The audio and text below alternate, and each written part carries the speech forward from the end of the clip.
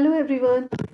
तो आज हम स्टार्ट करेंगे डिक्शनरी मेथड्स। प्रीवियस वीडियो में हमने कुछ मेथड्स के बारे में डिस्कशन कर लिया था। आज हम कुछ अलग मेथड्स के बारे में बात करेंगे।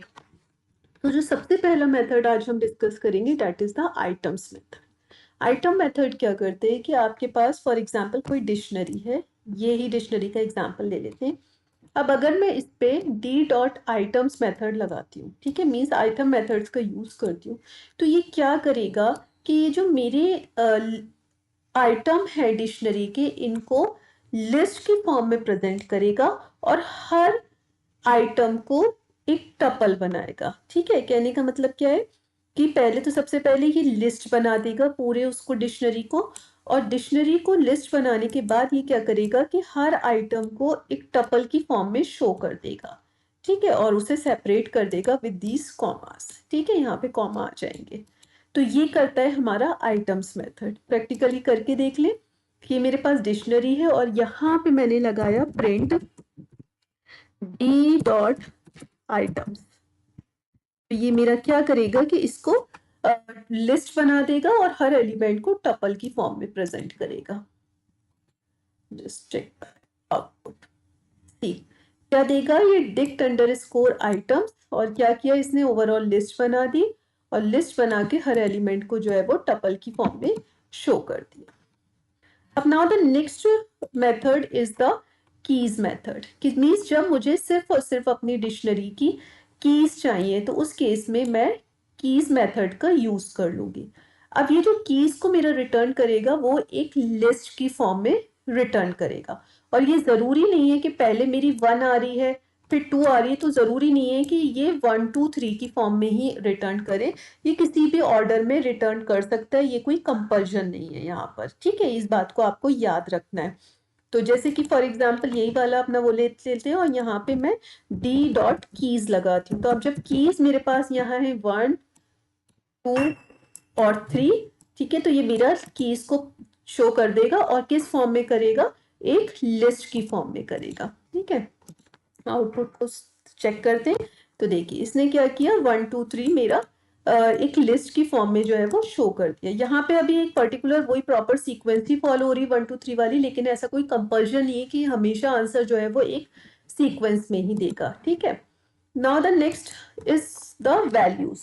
अभी हमको जो है वो कीज चाहिए थी, इसलिए हमने डी डॉट कीज फंक्शन लगाया, मीन्स कीज फंक्शन लगाया। अब यहाँ पे हमें वैल्यूज चाहिए तो हम वैल्यूज फंक्शन लगा लेंगे। तो सेम ये हमें वैल्यू को रिटर्न करेगा, लिस्ट की फॉर्म में ही करेगा, लेकिन जरूरी नहीं है कि इसी ऑर्डर में करे कि पहले पिंक आएगा फिर ग्रीन आएगा फिर ब्लू आएगा। ठीक है, करके देख लेते हैं इसको भी प्रैक्टिकली। तो डी डॉट वैल्यूज यहाँ पे करते हैं हम और अपने आउटपुट को चेक करते हैं। सी, इसने पिंक ग्रीन और ब्लू जो है वो हमको आउटपुट दे दिया। किस फॉर्म में दिया है, लिस्ट की फॉर्म में दिया। ये आपको याद रखना है कि आउटपुट हमेशा लिस्ट की फॉर्म में आता है यहाँ पर, और ये आपको याद रखना है कि लिस्ट की फॉर्म में आएगा और फिर उसके बाद जो हर आइटम है वो आपका टपल की फॉर्म में आएगा। ठीक है, क्योंकि ये एमसीक्यूज में पूछ लेते हैं और कुछ सेम सेम से ही उसके ऑप्शंस दे देते हैं, तो उसमें कंफ्यूज नहीं होना है।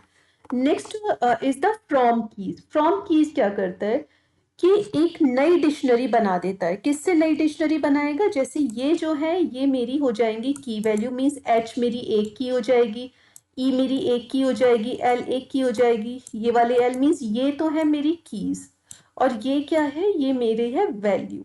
ठीक है, तो क्या करेगा ये कि ये मेरा इस तरीके से आउटपुट देगा। मैं आपको प्रैक्टिकली करके दिखा देती हूँ इससे, जिससे आपको कोई कंफ्यूजन नहीं रहेगा। ठीक, तो मैंने क्या किया है कि यहाँ पे कुछ वैल्यूज पास करी। जैसे फॉर एग्जांपल मैंने यहाँ पे हेलो कर दिया था, यहाँ पे आप जो चाहो वो कर लो। लो हेलो ही कर लेते हैं, सेम ले लेते हैं, H then E then L comma then L comma then O. ठीक है, ये क्या है, ये मेरे डिफरेंट वैल्यूज हैं किसकी, मेरी डिक्शनरी की। ठीक है, और डिक्शनरी में ये जो मैं की यहाँ जो वैल्यूज दे रही हूँ इस डिक्शनरी की, वो सारी मेरी क्या बनेंगी, वो मेरी की बन जाएंगी। ठीक, तो यहाँ पर अब मैं क्या करूंगी, यहाँ पे लगाते हैं हम function that is the this one from keys function. ठीक है, तो अब हम एक वेरिएबल ले लेते हैं यहाँ पे डी। यहाँ पे मैंने ऑलरेडी डिक्शनरी को ही डी लिया हुआ है, तो यहाँ पे आप चाहो तो इसे चेंज कर लो, या यहाँ पे आप कोई और फंक्शन का नाम ले लो, कोई उससे फर्क नहीं पड़ता। फॉर एग्जाम्पल मैंने इसको ले लिया D1 और फिर लगाया मैंने D dot dict, D dot from keys. ठीक है, और आप देख लो इसका सिंटेक्स क्या होता है, डी फ्रॉम कीज और फिर कीज और फिर आपके लेटर्स आ जाते हैं। यहाँ पे आ जाएगा आपका डिक्ट डॉट फ्रॉम कीज, और फ्रॉम कीज मेथड लगाकर यहाँ पे क्या करोगे कि ये कीज कहाँ से आएंगी, डी से आएंगी, और यहाँ पे आप जो भी लिखोगे वो आपके वैल्यूज हो जाएंगे। फॉर एग्जाम्पल मैं लिख देती हूँ, ये क्या है, लेटर्स हैं, तो मैं यहाँ पे लेटर्स लिख देती हूँ। ठीक है, और उसके बाद प्रिंट करा देती हूँ किसको, इस D1 को। तो ये क्या होगा, D1 जो है मेरी एक नई डिक्शनरी बन गई है, जिसमें एक H एक की होगी, उसकी वैल्यू लेटर्स होगी, फिर ये E एक की होगी और फिर उसकी वैल्यू जो है वो लेटर होगी। इस तरीके से काम करेगी। रन करके दिखा देते हैं। देखिए अब ये क्या हुआ है यहाँ पे, अब आप ये देखना, यहाँ पे ध्यान देना कि जरूरी नहीं है कि वो एक प्रॉपर सीक्वेंस में ही आई है, कि H पहले ही आए या E उसके बाद ही आए, नहीं, वो किसी भी उसमें आया है। बस क्या कि एक नई डिक्शनरी बन गई है, और जो वैल्यू यूजर ने पास की थी, यानी मैंने पास की थी HELLO, तो ये सारी तो मेरी की बन गई, और उनके आगे जो भी वर्ड मैंने पास किया था वो उनकी वैल्यू बन गई। ठीक है, सो आई होप तो ये क्लियर हो गया होगा। अगर अभी भी कोई डाउट हो तो please drop a message in the comment box. और ये इंपॉर्टेंट मेथड्स हैं, थोड़ा कंफ्यूज हो जाता है बच्चा जब आउटपुट्स देखता है कि भाई इस किसका क्या आउटपुट होगा, बट डोंट गेट कंफ्यूज। आराम से एक बार याद रख लीजिए, हमेशा लिस्ट की फॉर्म में आंसर आना है, और जो आइटम वाले आप लेंगे, क्योंकि दोनों चीजों को शो करेंगे आप, की को भी वैल्यू को, तो वो टपल की फॉर्म में आएंगी। बाकी कीज और वैल्यूज में दोनों में आंसर जो है वो हमारा लिस्ट की फॉर्म में ही आना है। और फ्रॉम कीज में तो अलग ही कंसेप्ट है कि ये जो भी वैल्यू आप पास करोगे वो की बन जाएगी, और उसके आगे जो भी वर्ड आप लिखवाओगे वो उसकी वैल्यू बन जाएगी।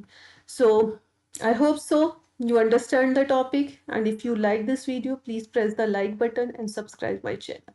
Thank you so much.